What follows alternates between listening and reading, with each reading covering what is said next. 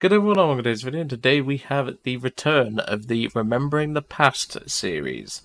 So if you don't remember the series too well, because it's been quite a while, this is a series where I basically talk about vehicles that I've had past memories with, and basically go into detail about why they mean a bit to me, and why I enjoy playing them, and things like that. So, to begin the British off, because obviously we finished off the Russians just before I took my break, we are on to the Gladiator Mark II. Not the Sea Gladiator, because at the time that wasn't in the game. This was. Now, the Gladiators mean a lot to me because, in general, they're just such a great aircraft for the time. Obviously, they weren't the best, because nothing's really the best when you think about it, because if you think about it, some jets that are made nowadays are obsolete the second they get out the bloody door, so it's not necessarily about being the best. The Gladiator was the first aircraft that I unlocked in the British tech tree, and it was also one of the first aircraft that I ended up getting aces with. I ended up getting my first ace in this thing back in arcade, which I mean it's arcade, so it's not much of a gloat, but the first aircraft that I ever got a ace in was in RB, was the German 202. So it definitely means a lot that I can still remember this aircraft quite well.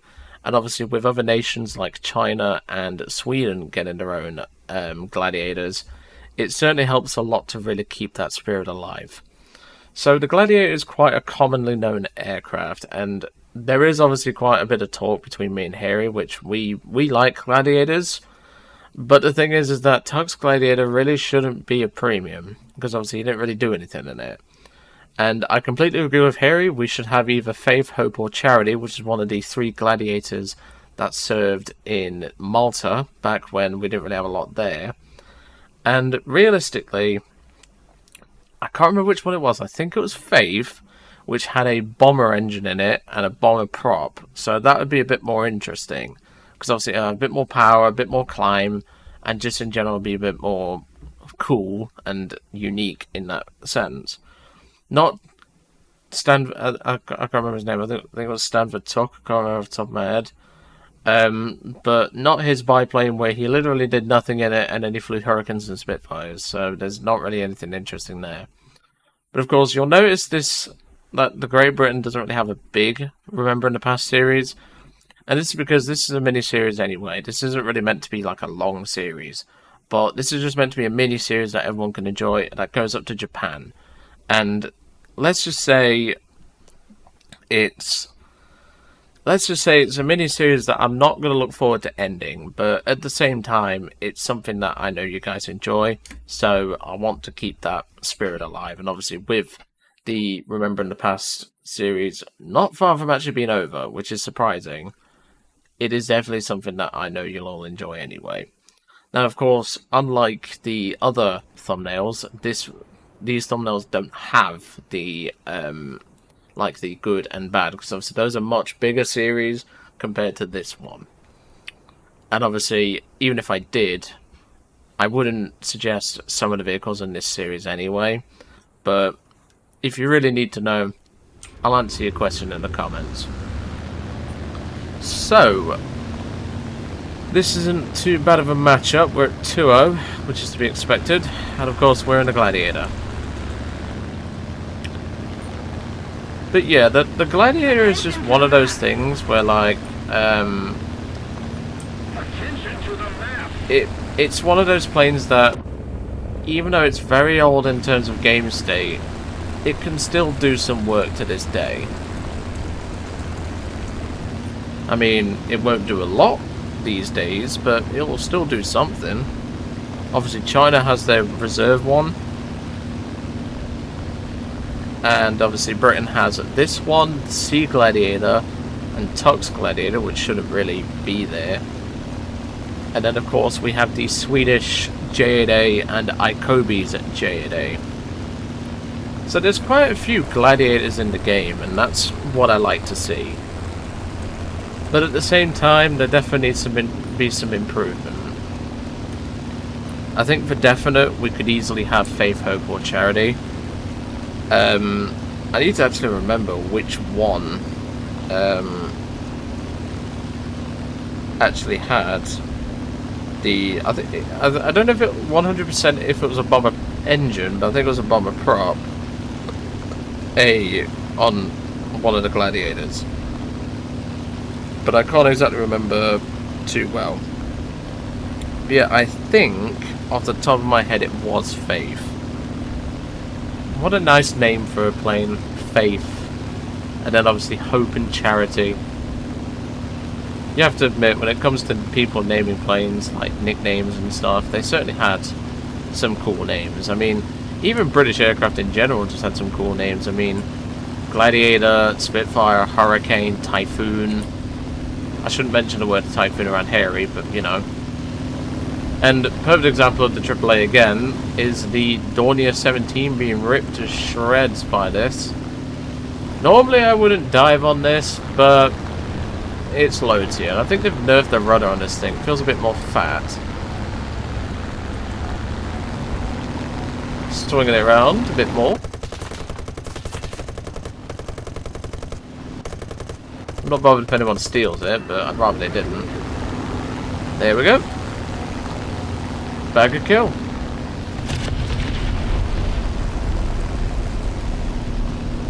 But yeah, as I was saying, the rudder doesn't feel as responsive as it used to.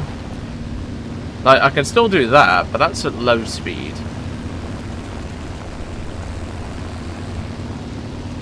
So we've got a HE-100 and another one over there. He's probably going to come and avenge his Schnell bomber, which, to be honest, is not surprising. HE-51, we can dogfight that, so that's fine. You'll be surprised how good the Gladiator actually turns. Like, it's quite maneuverable. It's not as maneuverable as something like an I-15, but you'll have the speed advantage over an I-15 in the long run. I'm not going to be able to catch this guy, but I should get a shot or two. Got some hits. Just watching the guy behind me. P-26 is on him now. I'm not going to be able to catch him, so I'll swing around for the 109 and the H-51. Because we've got two other aircraft inbound, another BF-109 and a HE-100.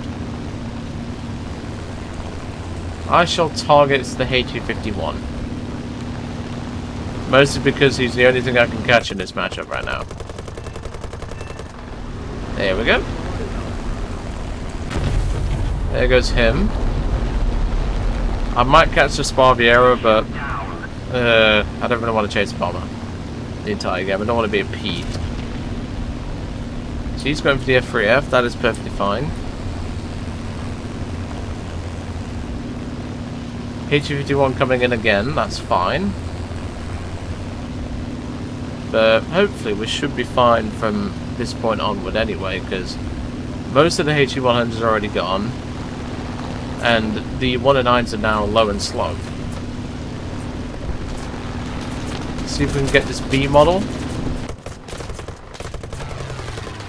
Nope, no. Oh, that one hurt. I think that was flagged. That wasn't him.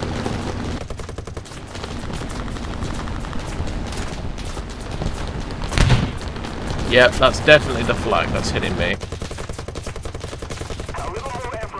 And yet, some people still think AA is balanced. We're getting some hits in.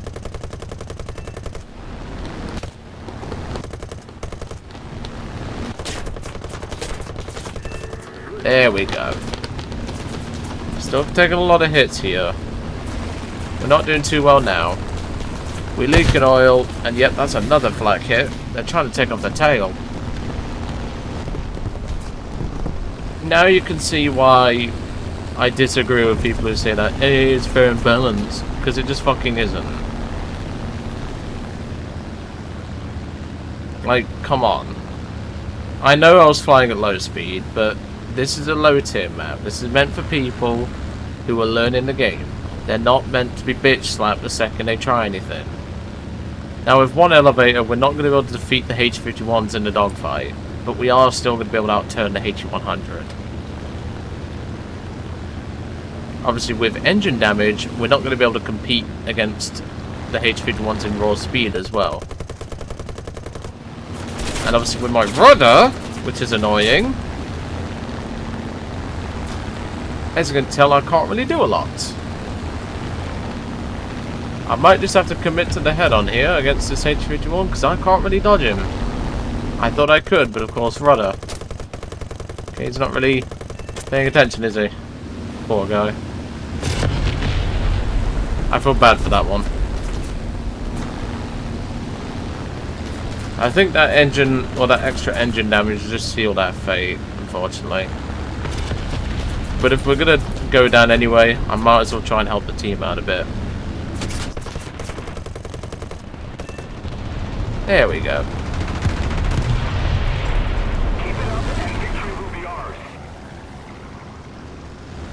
Yeah, we're good. I thought that was an enemy, it's not.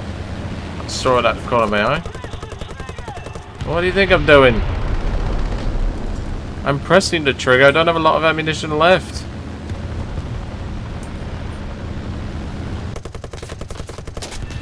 There we go, that's me completely out. Let's make our way back to base. Probably not going to make it, but you know.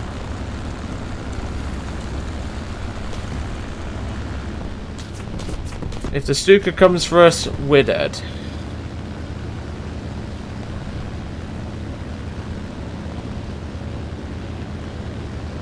Because, well, dying engine, crippled tail, no ammunition. I mean, we've got the Hudson to help us out, so that's good. But realistically, I don't think we're going to make a better base. But, let's increase power and hope we can. Yeah, 4 kills, 3 ground, although I feel bad about one of those kills, that's for sure.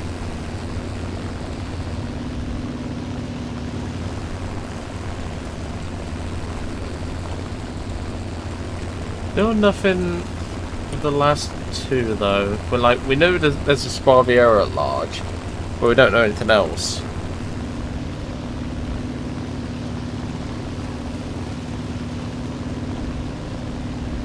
But can we make it back before my engine dies? You shall find out in the next cut. And welcome back to the hangar. We did make it back to the runway, so don't worry about that. Albeit barely, because the engine went red the second I touched down. The last guy left is the SM-79, who's currently doing donuts on his airfield, so that gives you an idea. Just gives you an idea of also how much that happens, because I'm not going out just to shoot 3 artillery and maybe an AA gun, and then RTBing for no reason, because, like, on that map, there's medium tanks, and the Gladiator doesn't exactly carry any bombs, which, well, yeah. But that was still a lot of fun. We did obviously get shot up to hell by the AAA, but that's typical.